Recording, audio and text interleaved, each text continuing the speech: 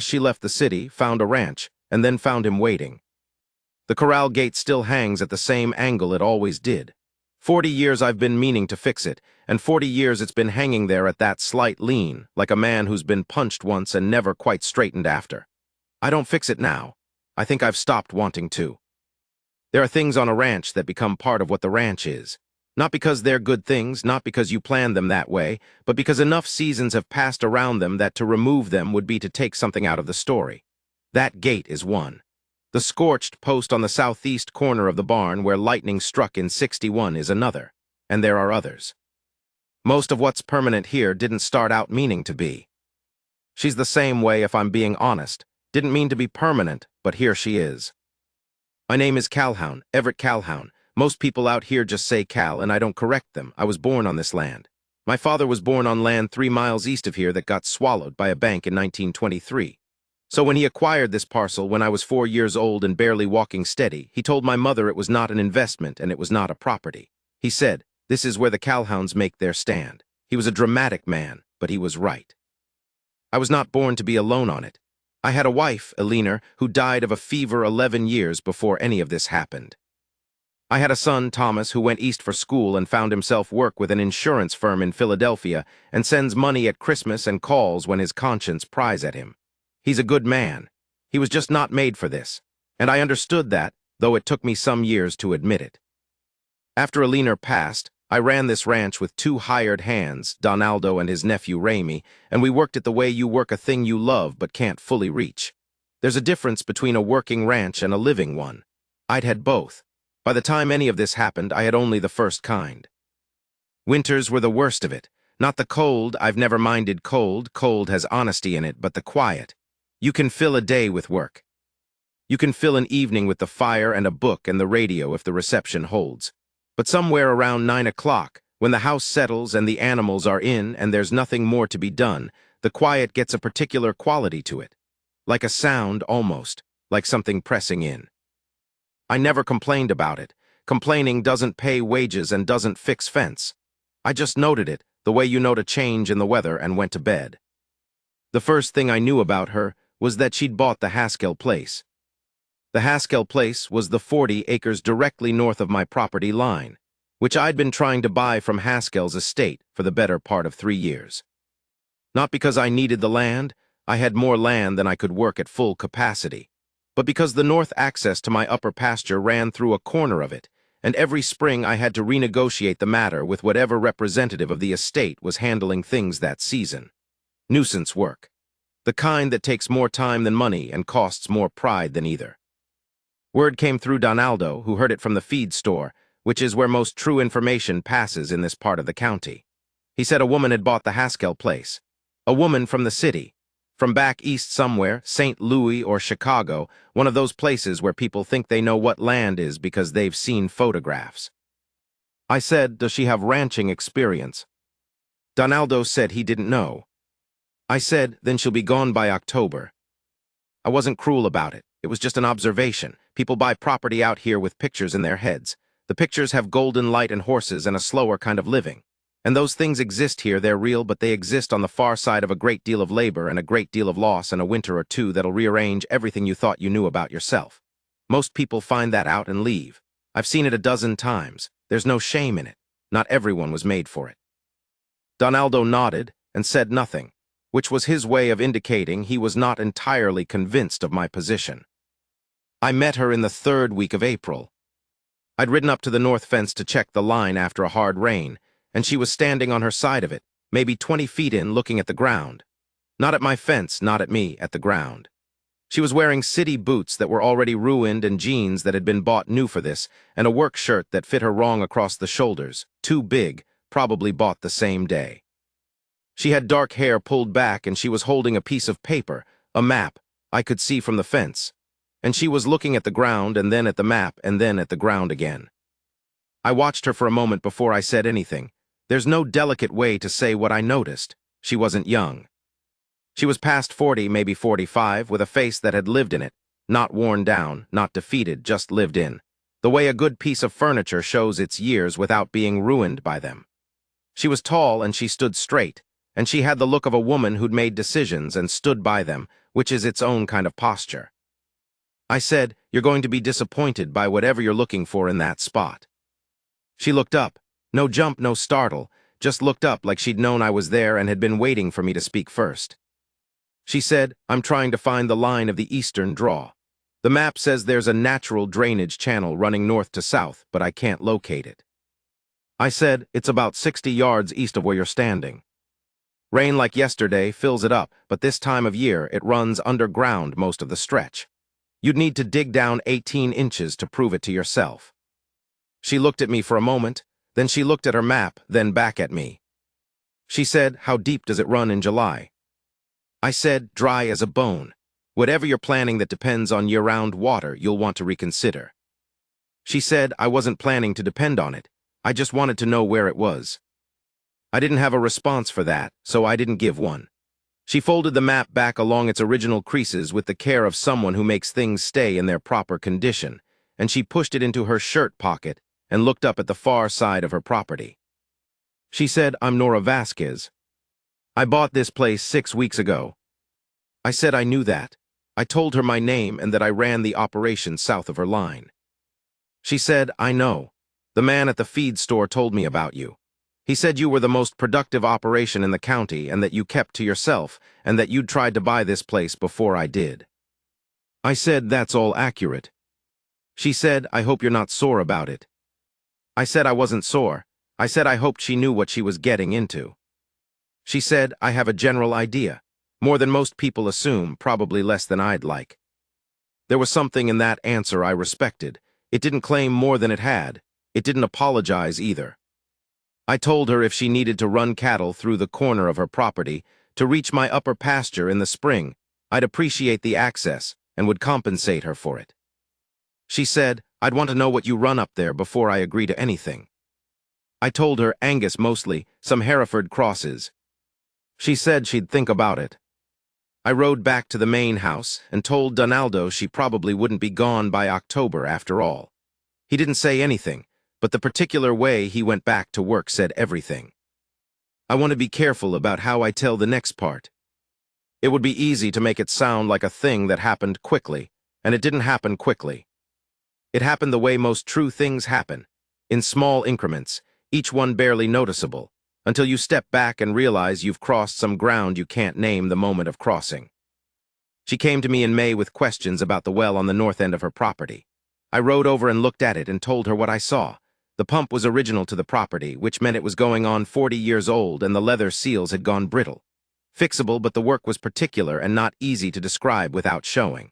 She followed everything I showed her, asked precise questions. Didn't ask me to do it for her, asked me to show her so she could do it. She did it not perfectly the first time, but she did it. A few weeks after that, Ramey came down with a bad back. He'd had a chronic weakness in the lower spine since a thrown horse years before, and I was short a hand for 3 days during branding. She came over without being asked. Just showed up at the corral at 6 in the morning with her ruined city boots replaced by a proper pair, and her hair already tied back and said, "Tell me what you need." She wasn't skilled with cattle. That was plain enough in the first hour. But she was steady, and she learned fast, and she didn't spook, and she didn't complain, and when I gave her a correction, she took it without argument and made the adjustment. By the end of the second day, she could keep a calf steady on the ground without guidance. I fed her dinner both nights. It would have been poor manners not to. We ate at the kitchen table and talked about the work and talked about the land and talked, eventually, about other things. She'd been in investment portfolio management, she said, for a firm in St. Louis. The kind of work that paid very well and had nothing to do with the physical world in any way she could see. Her mother had died 2 years before. Her husband had left 4 years before that. She said it plainly, without bitterness and without apology.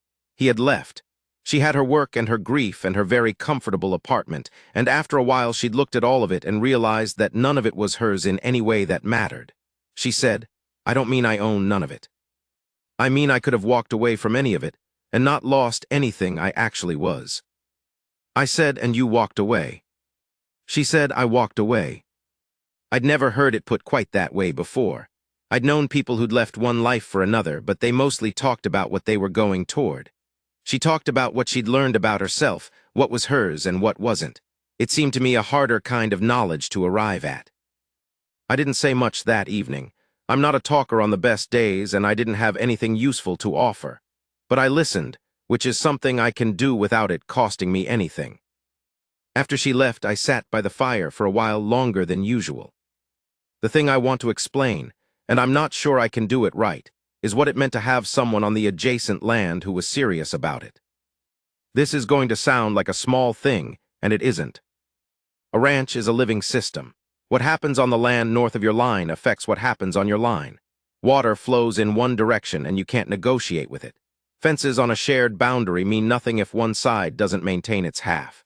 If your neighbor lets thistle spread in his pasture, it'll cross the fence inside 2 seasons and be your problem too. It's not just that good neighbors make things easier. It's that a neighbor who doesn't take the land seriously is a slow form of damage to everything around them. The Haskell place had been in a state limbo for 3 years, and it had gotten ragged, weeds along the east fence. The windmill wasn't turning. The north pasture was overgrazed from before Haskell died and hadn't recovered. All of it crept toward my line in various ways that I couldn't prevent, only manage. By June, she'd turned the windmill. By July, the east fence was clean. She'd bought a small herd, 12 head, modest, appropriate to what she could actually manage, and she was rotating them correctly, giving the north pasture time it needed. She asked me to look at her soil near the draw in August, and I did, and I told her what I saw, and she made notes and did what I suggested. There's a satisfaction in watching someone take a piece of ground seriously. I don't know how to say it more plainly than that. Something in you settles when you watch it. Maybe because the land was always serious, and it deserves someone who meets it that way. I found myself looking north more than I used to. The storm came in early September. Not a hurricane, nothing that dramatic, but a heavy system, the kind that stalls and sits and delivers 3 days of hard rain and dropping temperatures, and on the 3rd day a skin of ice over everything. It doesn't take a dramatic storm to damage a ranch. It takes a persistent one.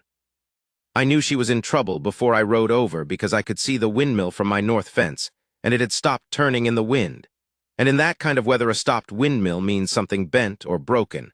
And something bent or broken in that kind of temperature means a water problem inside 24 hours.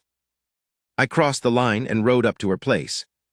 She was already out, standing in the cold with her hands on the windmill housing, which had a cracked casing from where a brace had sheared in the wind, and she was looking at it with the expression of someone who has identified the problem and is now calculating the gap between what she knows and what is required to fix it. Not panicked, thinking. I got down and looked at the casing and told her what we'd need. She said, I have metal patch from when I fixed the east gate in July. Whether there's enough is the question. I said, show me. There was enough, barely. We worked on it for 2 hours in the cold, both of us in the kind of focus that removes everything that isn't the task. My hands were better at it, 60 years of this kind of work in them, and she held things steady where I needed and handed tools without being asked, and anticipated the next step in the right order. At one point, she'd been holding a section of brace above her head for several minutes while I worked on the connection, and her arms had to be burning, and she didn't say a word about it, just held it until I said I had it. We got the windmill turning. We went inside and she put coffee on, and we sat at her kitchen table with wet coats dripping onto her floor and didn't say much for a while. The storm was still doing its work outside. Her kitchen was clean and organized in the way of someone who needed their environment in order. There were books on a shelf above the table, a small radio, a hand-drawn map of her property with pencil annotations, her own map, made from walking the ground, not the one she'd had when I first met her. I looked at that map for a long time. She said, what? I said, nothing, just you made this yourself. She said, I spent most of July walking every foot of it. I wanted to know what I actually owned, not the legal description, the real thing. I said, most people never do that. She said, I know. It's strange what people don't do with their own land. After a while, I told her she should stay on the North Range tonight, watch the ice on the pasture. There was a low spot that tended to flood, and if it froze over her cattle, could be in trouble. She said she knew about the low spot. It was on her map. I said, good. She said, I'd have been fine with the windmill. I want you to know I'd have figured it out. I said, I know you would have. She said, but I'm glad you came. There was no performance in it, just a statement the way she said most things, plain and meaning exactly what it said. I rode back in the dark with the sleet coming sideways, and something in me that had been sitting very still for a long time had shifted slightly. I should say something about my son's visit in October. Thomas came for 10 days, as he did every other year or so, and in the way of a man who loves his father and knows almost nothing about his daily life, he tried to fill the time between meals with conversation. He is a good-hearted man. He asks questions. That visit, he kept asking about Nora. He'd noticed from my kitchen window that there was activity on the Haskell place, and I'd mentioned her once in passing. And the questions had a quality to them that I recognized as his attempt to take my emotional temperature from a safe distance. I told him she was a good neighbor and a serious rancher, and that we'd helped each other out here and there. He said, "Do you like her?" I said, "She does good work." He said, "Dad, that's not what I asked." I looked at him for a moment. He looked back with the patience of a man who has spent 40 years learning how to wait me out. I said, "Yes, I like her." He didn't make anything of it. He just nodded and went back to his coffee. But later that evening when I was outside after supper, I heard him inside on his telephone telling someone, his wife, I imagine, that he thought his father might be all right after all. I stayed outside a while longer than necessary.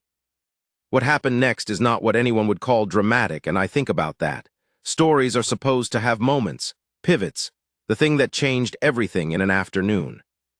What I can tell you is that somewhere in November, she started coming over for supper on Thursdays. Not because I invited her with any formal intention, but because the first time it happened, she'd ridden over to return a drill bit she'd borrowed in September, and I had a pot of something on the stove, and it would have been strange not to ask. It happened again the following week and the week after that, and eventually Thursday became a thing we both worked around. We talked about the land, mostly. Her land and mine and the county in general. What she was learning about the soil composition in her south pasture, which was different from the north and required different management. What she'd read about rotational grazing systems she was thinking of trying. What I knew about the spring that fed into the draw and how reliable it was in drought years. It was the most useful conversation I'd had at that table since a leaner, and I say useful in the fullest sense, not just productive, but feeding some part of me that had been on short rations. But there were other things, too. She told me about her daughter. I hadn't known she had a daughter, who was 22 and in graduate school in Boston, and came out to see the ranch twice that fall and apparently found it baffling and also somewhat wonderful. She told me about the house she'd owned in St. Louis that she'd sold at a loss because she didn't want to wait for the market, and she'd already waited long enough for things she was sure of. She told me she'd grown up poor, the daughter of Mexican immigrants in eastern Colorado, and had worked her way into the firm with a combination of mathematical aptitude and a willingness to work hours that had cost her her first marriage and most of her 30s. She didn't tell it as a sad story, she told it as fact. These were things that had happened. They had made her who she was, which she seemed to be at reasonable peace with. I told her things too. I told her about a leaner, which I rarely do because the English language doesn't have the right size of container for what a leaner was to this place, and to me.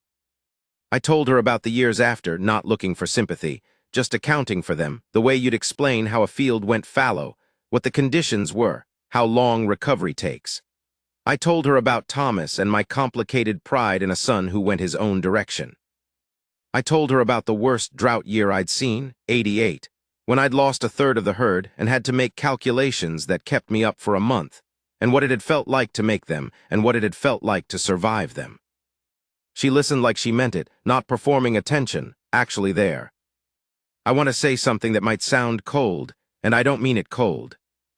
I didn't fall in love with Nora Vasquez because I was lonely. I've been lonely for 11 years, and I hadn't fallen in love with anyone. Loneliness doesn't produce love by itself, it just makes the absence more legible. What I felt about Nora was specific to Nora, to the way she worked, to the way she looked at the land, to the way she said true things plainly without dressing them up or making them smaller, to the person she'd made herself into, which was considerable, and the cost she'd paid for it, which she didn't hide. She was the first woman since a leaner I'd met who seemed like a match for this place. Not just willing to try it, not just charmed by the idea of it, but capable of it. Capable of the work and the patience and the loss and the beginning again. The land asks a lot. It has never apologized for that. And there's a particular kind of person who meets that demand and doesn't flinch. And that kind of person is rare. And I had missed having one across the table from me for a long time. I didn't say any of that for months. I held it carefully, the way you hold something you're not certain about, not tight, just attended to. December brought the first hard freeze, the kind that seals the mud and turns the pasture grass white and makes every step creak underfoot. I had cattle in the north pasture that I needed to bring in, and the weather had moved in faster than the forecast promised. And I was doing it alone because Donaldo had gone to his sister's in Tucson for the week and Raimi had a chest cold that kept him coughing through the night. I was doing all right with it. Slow work, cold work, but I've done it alone before and I knew what I was doing. And then the sorrel mare I was working stepped into a frozen rut and came up lame, and I was on the north pasture still 3 cows short, and the temperature dropping and the light going. She appeared at the north fence line on her gray gelding. She said, loud enough to carry across the pasture, "How many are you still missing?" I said 3, couple of cows and a calf, probably huddled on the east side by the old feed station. She said, "I know where that is, I'll go." I said, "It's getting dark." She looked at me with an expression that suggested she was aware of this fact and had evaluated it and found it insufficient reason to stop. She went. I got the rest of the herd in and stabled the mare and checked her leg, which was bruised but not broken. And when I came back out, Nora was crossing through the gate with the 3 stragglers moving in front of her gelding. The calf close up against its mother, and she was riding easy, one hand loose on the rein, not pushing too hard, just keeping them moving in the right direction. I held the gate for her. We got the 3 in, and I latched the barn, and we stood outside it in the dark and the cold, both of us breathing a little hard, and she was close enough that I could see the frost at the edge of her collar and the color in her face from the cold. She said, "I figured you might be short-handed tonight." I said, "You were right." She said, "Your mare." I said, "Bruised. She'll be all right." She nodded and started to turn toward her horse, and I said her name. Just her name. I don't know what I expected to come after it. I hadn't planned to say anything. She stopped and looked at me. The cold was sharp and the stars were starting to come out and the barn was warm at my back. I said, "I'm grateful for you." She looked at me for a moment, and whatever she read in that was apparently sufficient, because she stepped back and put her hand on my arm just below the shoulder and left it there. It was a simple thing. Her hand through my coat. Not a tender gesture, nothing soft about it, just a hand on an arm. But the weight of it was present in a way that went past what it was. She said, "I know you are. You're a hard man to help, you let me anyway." I said, "You don't make it easy to say no." She said, "I've been told." We stood there for a moment in the cold with the stars coming out, and the cattle settled in the barn, and the ranch around us dark and still and running. Then she rode home. I am going to slow down here at the important part, because I think it deserves to be said carefully. I rode over to her place the following Sunday.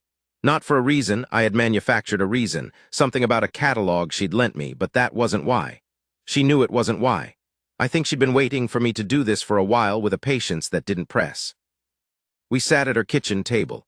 Her map was on the wall now, pinned up, with more annotations than the last time I'd seen it. Little notations in her handwriting. Flooding spring 2023, soil thin here, watch this low corner after heavy rain. She was building a record of the land, building knowledge, the way people do when they intend to stay. I said, "I want to tell you something." She said, "All right." I said, "I spent a long time on this land believing that what I was doing was enough. The work, I mean, the daily work of it. I told myself it was enough, and most days I believed it, and some days I didn't, but I kept at it because it was mine, and because there's a dignity in a thing that's yours if you tend it right.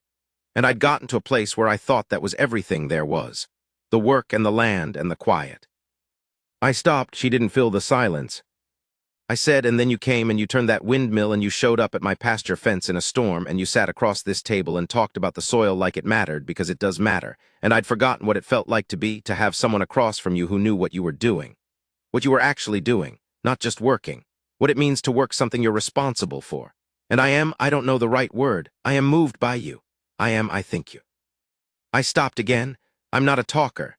This was more words in a row than I'd produced on a personal subject in years, and I was running low.